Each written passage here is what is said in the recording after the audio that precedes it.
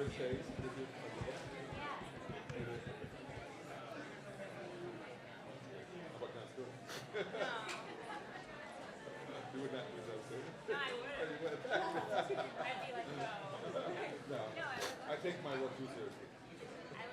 right, now we've got officially standing room only, so I'm going to... Okay, everybody, thank you so much for coming out today. We know there's a lot going on in New York City today, so we really appreciate you all being here. I think you did a really good thing by getting in here. You're in the right place at the right time. It's going to be a really fantastic discussion. We're extremely lucky to have three really fantastic experts talking about such a critical issue, and so we're really happy you're all out here. We have a terrific moderator. We're going to start in a minute. Just one note. You've heard this before. Please turn off your cell phones. This room has very good acoustics, and the phones really throw things off, so thank you for that. And because we only have about 50 minutes of discussion, and these four people have so much to say, we're not going to be taking questions from the audience, but all three of these people, as well as a moderator, would be sitting at the table of a book signing right outside the entrance of where you came in. They all have written terrific books. I'm hoping you'll all buy at least 3 or 4 copies of each. They make really good presents. And then if you'd like to talk to any of them then, they were all happy to entertain any questions, dialogue, and so on. So I do apologize in advance for the not being able to take questions inside. But again, really happy you're here. And I'm really pleased to introduce Leah Brunsky, our moderator. She's a teacher at PS 29, and she's going to take it from here.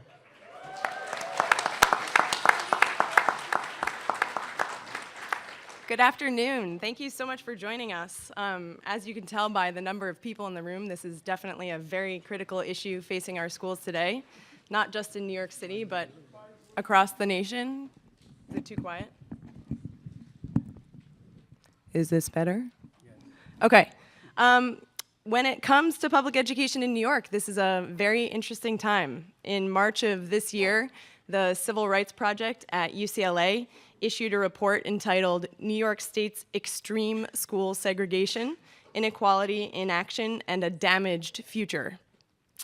This report revealed that the nation's most segregated schools are not, as many might think, in the Deep South, but instead right here in New York State, with New York City contributing largely to that ranking.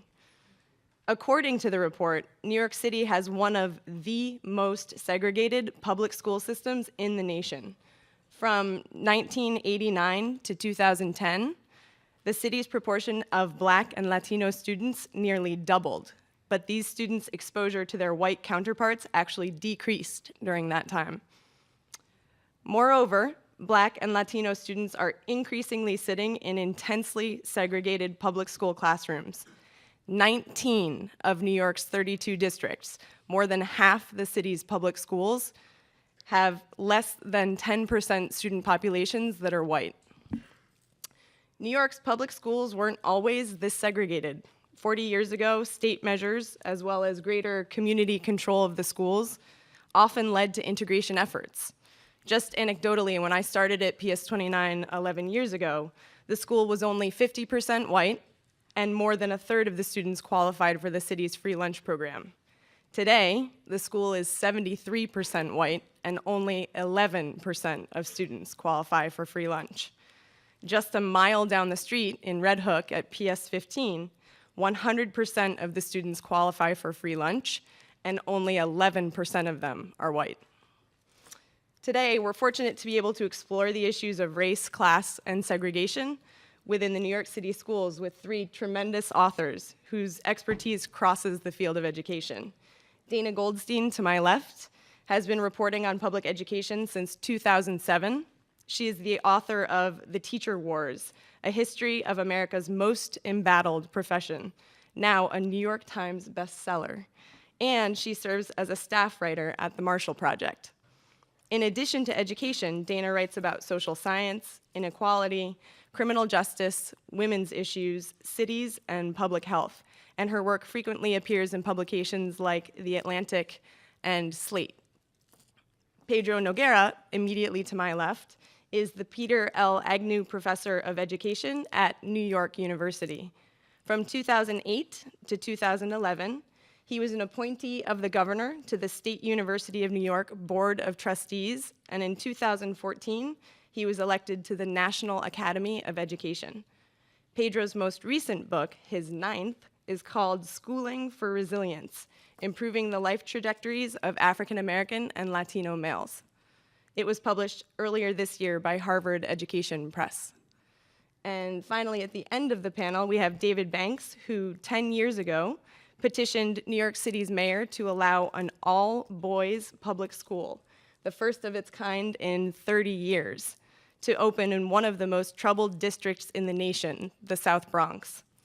He was determined to prove that when rituals that boys are innately drawn to are combined with college prep level instruction and mentorship, even the most challenging students can succeed. The result? The Eagle Academy for Young Men flourished and has been successfully replicated across other boroughs and in other states. In his latest book, Soar, How Boys Learn, Succeed, and Develop Character, David shares the experiences of students from the Eagle Academy, his own personal journey, and approaches to help even the most challenging of students.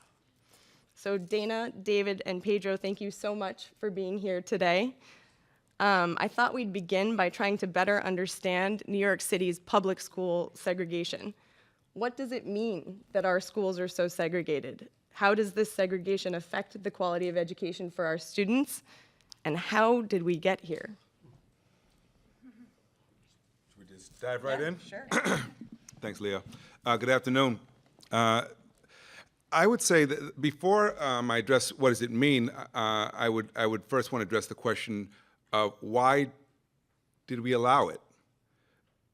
When you consider that this country went through such a heavy upheaval over the question of school integration, Eisenhower sent troops to Little Rock, Arkansas. We've had literally blood on the streets in places like Boston and Philadelphia over this question. How could it be that by 2014, it's a non-issue? It's not mentioned by any policymaker. In fact, and that includes the Obama administration, includes state of New York, including Mayor de Blasio. After this report came out that New York City and New York State were the most segregated schools in the country, not even a word from the chancellor, the mayor, or the governor, not a word.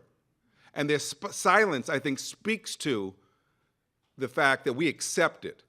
So now we find ourselves as a nation, we are not even at Plessy, right?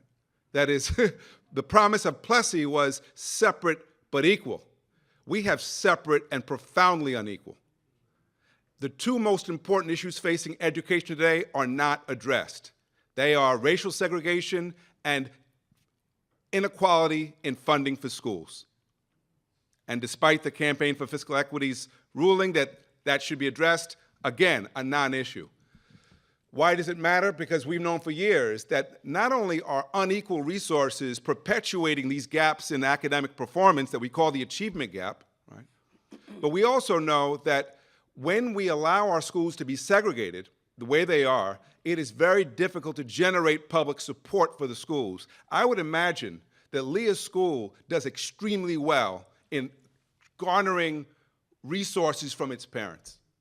Absolutely. And I know of many schools across the city that can't because the parents have no resources. So we have those inequities within the system. Those inequities affect the quality of education received, they affect the learning environment, they affect whether or not teachers will stay. And so what we've done is perpetuate a system that is failing, but it fails not because the kids fail, and David's book and David's work shows us that. That is, that when you provide the right environment, all kinds of kids can be successful. They fail because this city doesn't care enough about its children. So I'll take the part of the question of how did we get here, and I know it's not going to be news. Okay, sorry. I know it's not going to be news to many of us in this room, but Brown v. Board of Education applied only to the southern and border states that segregated schools by law, as opposed to by sorts of the way the school district lines were drawn. So that's the de jure versus de facto distinction.